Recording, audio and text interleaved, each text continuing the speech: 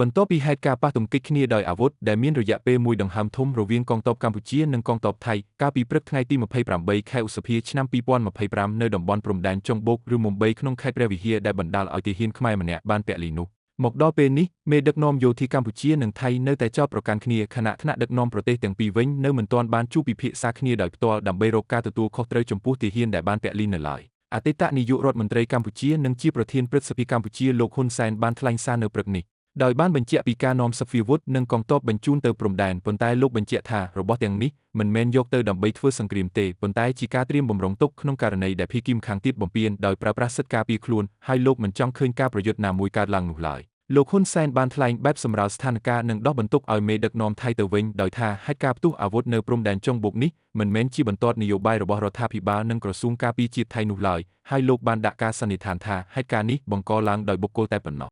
យ៉ាងណាក៏ដោយការថ្លែងរបស់លោកហ៊ុនសែនបែបនេះប្រៀបបានទៅនឹងការទុកផ្លូវក្រោយនិងក្រឡាចំណេញនយោបាយព្រោះការលើកឡើងនេះបើស្ដាប់តែមួយផ្លេតហាក់យល់ថាលោកមានគោលជំហររឹងមាំនិងច្បាស់លាស់ក្នុងការតតាំងជាមួយភាគីថៃឲ្យទទួលខុសត្រូវចំពោះទាហានខ្មែរដែលបានពលីដោយការរំលោភបំពានពីភាគីទាហានថៃប៉ុន្តែបើគិតឲ្យឆ្ងាយបន្តិចលោកហ៊ុនសែននៅតែមានបំណងការពីមេដឹកនាំថៃជាពិសេសគឺគ្រួសារត្រកូលស៊ីណាវ៉ាត់ដែលមានទំនាក់ទំនងជាមួយគ្រួសារហ៊ុនបែបឯកជនងាកមកខាងនាយករដ្ឋមន្ត្រីថៃវិញលោកស្រីផេថងឋានស៊ីណាវ៉ាត់ហាក់នៅតែត្រជាក់ចិត្តនិងបានបញ្ចេញទស្សនៈពាក់ព័ន្ធនឹងប្រតិកម្មរបស់លោកហ៊ុនសែនថាមេដឹកនាំកម្ពុជាមិនចង់មានជម្លោះជាមួយថៃនោះទេដោយកម្ពុជាគ្រាន់តែចង់បង្ហាញពីជំហរដើម្បីការពារប្រទេសពួកគេប៉ុណ្ណោះស្ត្រីមេដឹកនាំថៃរូបនេះបានបញ្ជាក់ថែមទៀតថារឿងជម្លោះព្រំដែនជាមួយកម្ពុជានេះមិនចាំបាច់ឲ្យឪពុកលោកស្រីគឺលោកថាក់ស៊ីនដែលត្រូវជាប្អូនធម៌លោកហ៊ុនសែនទៅនិយាយជាមួយគ្នាឡើយព្រោះលោកស្រីនិងមេដឹកនាំកម្ពុជាគឺលោកហ៊ុនម៉ាណែតមានទំនាក់ទំនងល្អជាមួយគ្នាស្រាប់ហើយ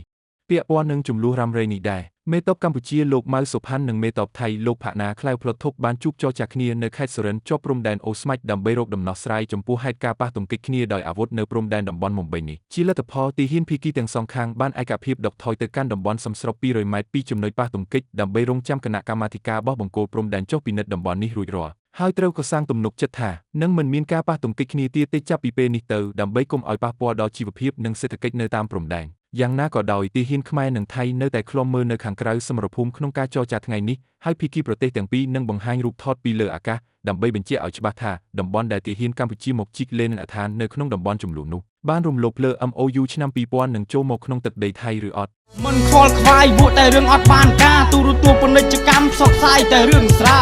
តទៅមុខទៀតសាសជាតិនេះយ៉ាងម៉េចសូម្បីប្រវត្តិសាស្ត្រក៏ត្រូវបំផ្លាញ